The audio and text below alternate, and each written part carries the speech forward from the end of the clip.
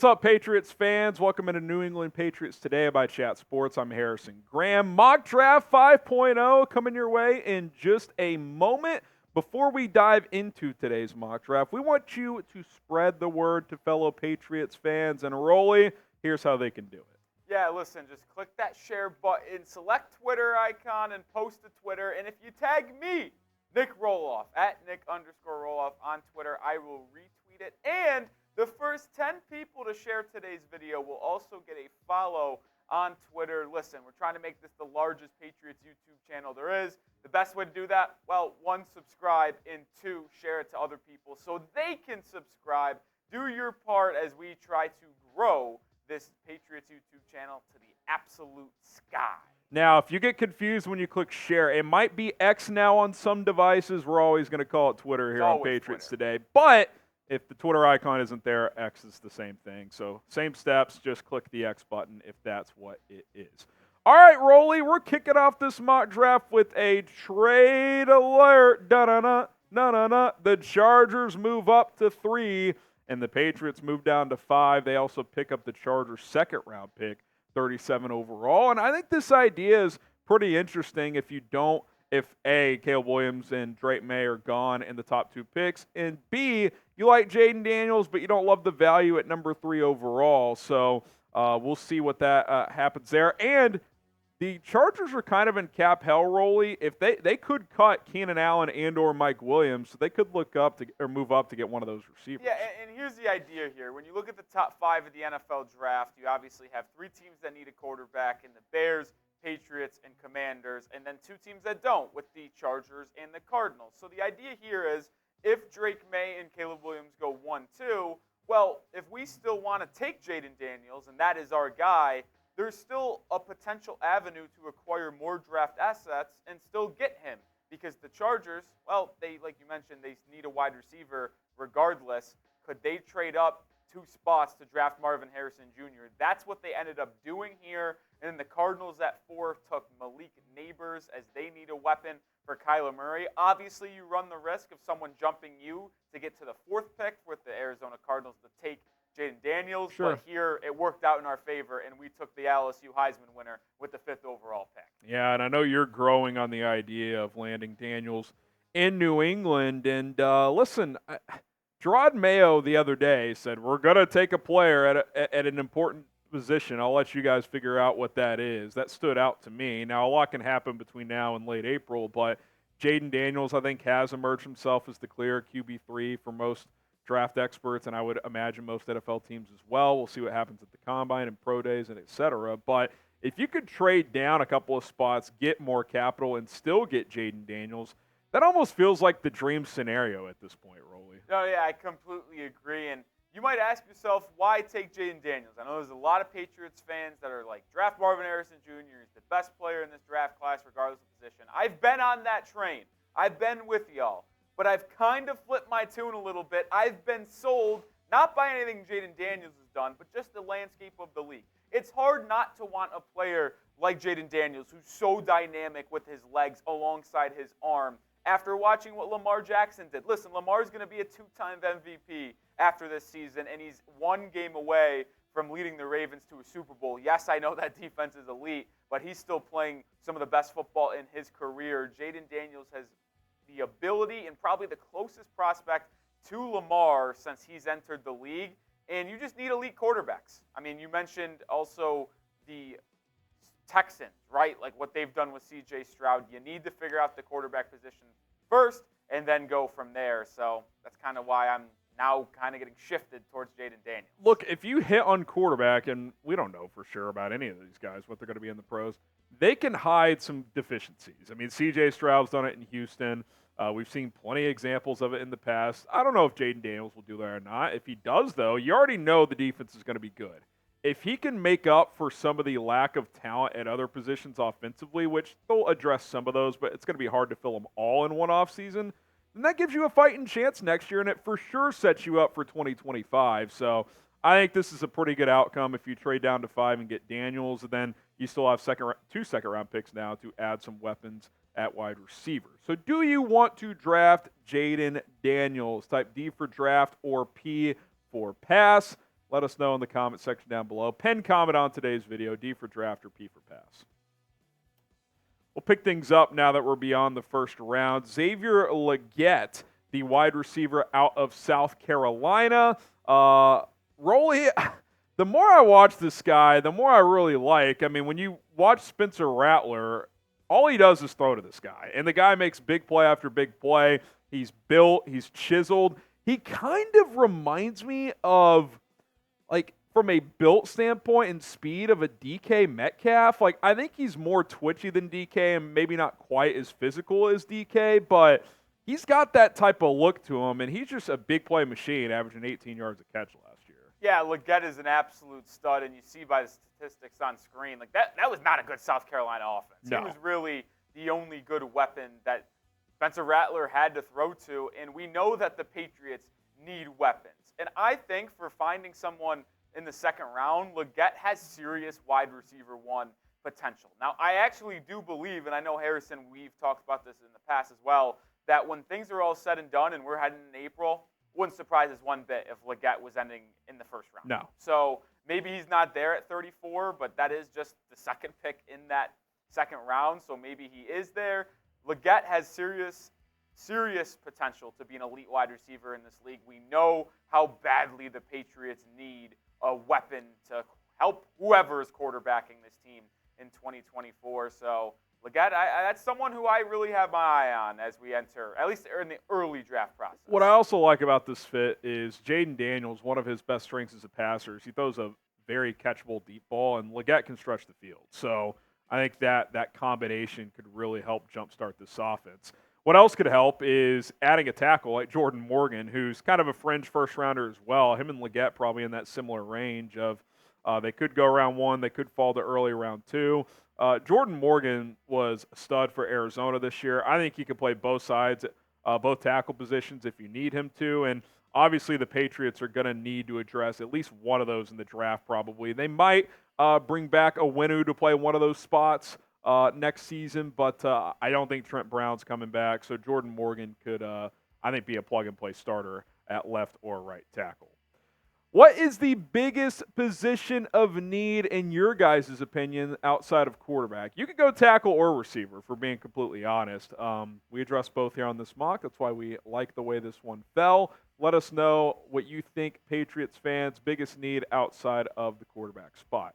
Hit that subscribe button here on Patriots Today. We're going to be your top spot for Patriots draft content throughout the offseason. We're already on our 5th mock draft. I mean, imagine how many we do between now and April. We'll react to other mock drafts. We'll have prospect breakdowns, draft targets, tons of stuff to get into, draft trade ideas. Hit that subscribe button, youtube.com/Patriots Today. Myself, Rolly, we got you covered. I love this as well. Jatavion Sanders falling to early round 3. He's kind of a second, third round guy. He's not going to do a ton as a blocker, although he did improve this year. I think he's at least decent at that.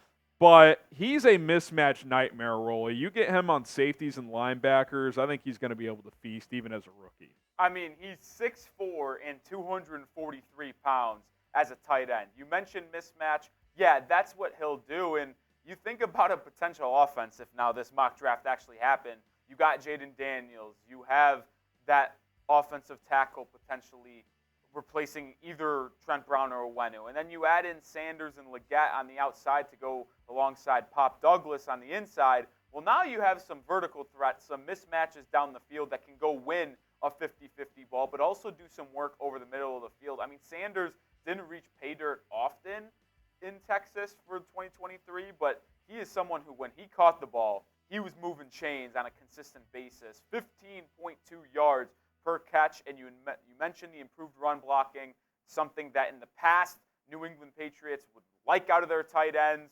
You potentially could lose both Hunter Henry and Gesicki this offseason as both are free agents. You probably are going to draft a tight end, and why not use a top 100 pick on Sanders, who could create mismatches, but also be someone really effective in the blocking game as well, because when you got that size, then anything's possible. He reminds me of Evan Ingram as a receiving option, but I think he'll be a better blocker. I don't think he's going to turn heads as a blocker, but I think he's adequate enough, and that's something he can improve at throughout his pro career. But I think third round, the value is very, very good. And like we said, all of a sudden you've added some real adequate pieces to this offense.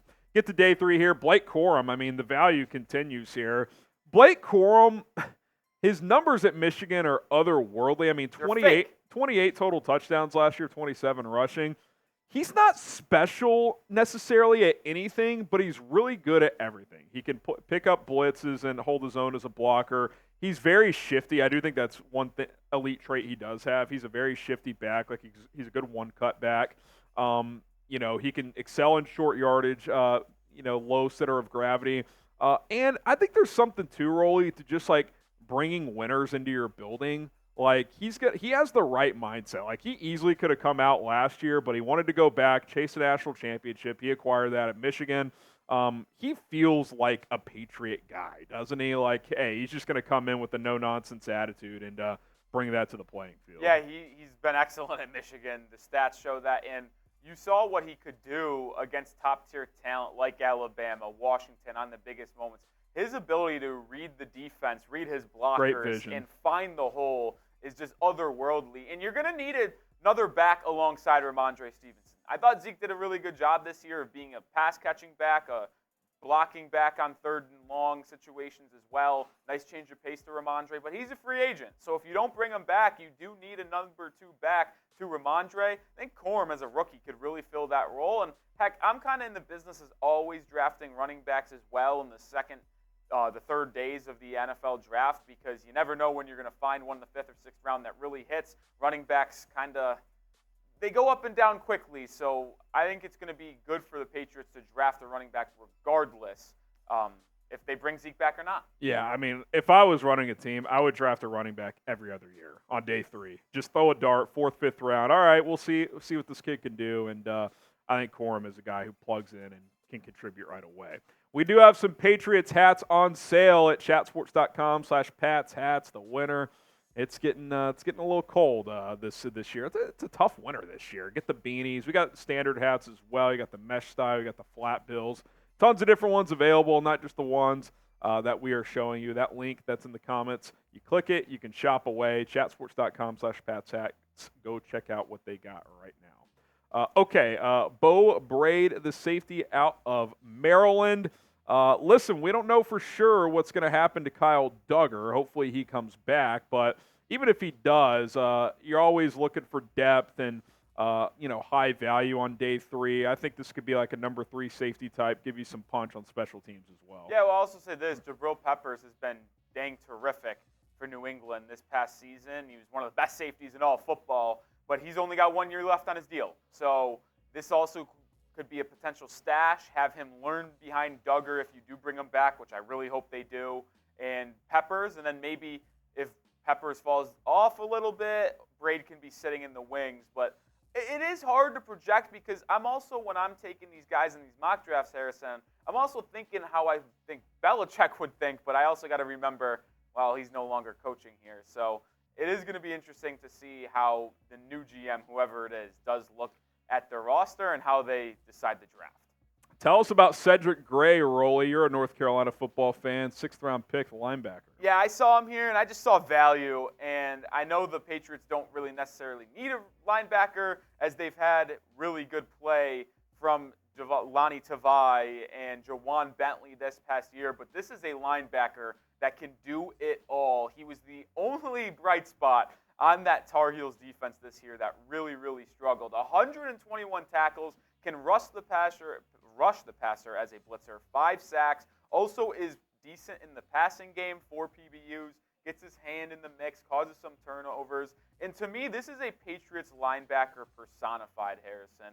He just has a super high motor. And like I mentioned, I know this was kind of like a Belichick linebacker pick, but something I always like is versatility. Gray can do it all. The high motor is really enticing. He'd be someone that wouldn't be afraid to mix it up on special teams either for the Patriots, which is something every team values out of late picks in the NFL draft. Gray, I think, would be a great addition to this Patriots defense and special teams unit that has really struggled over the past 2 seasons. Yeah, I mean, not only do teams value it, I mean, they kind of require it. If you're drafting a guy 6th, 7th round, if you're going to make a roster, you're going to have to play on special teams.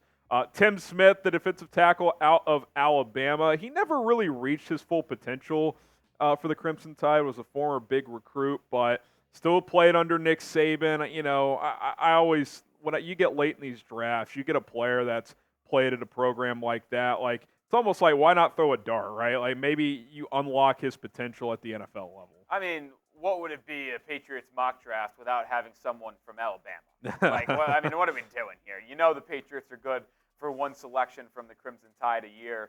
So Tim Smith fills that void. He's also a pretty big size D tackle. Maybe he gets in the mix. Listen, Devon Godshaw, Lawrence guys are getting up in age. Maybe he can fill a void if he hits. Maybe he's a practice squad guy for a year. You never know what could happen in that regard. All right, there you have it. Mock Draft 5.0. What do you guys think? How would you grade our mock today? A, B, C, D, or F?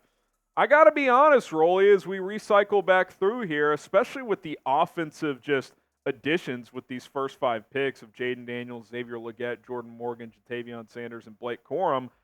I mean, I'm not saying that's a top 15 offense with a bunch of rookies, but that's a group that could really grow together. I'm a big fan of this mock draft.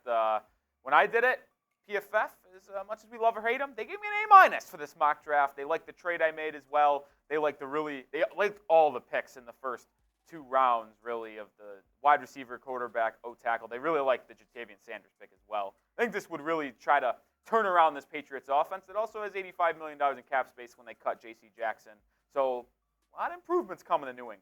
So there you have it. A, B, C, D, or F. Drop a letter in the comments, and be sure to subscribe. More Patriots news, rumors, draft, free agency coverage coming up all off season long. We'll be back tomorrow with another episode of Patriots Today. See ya.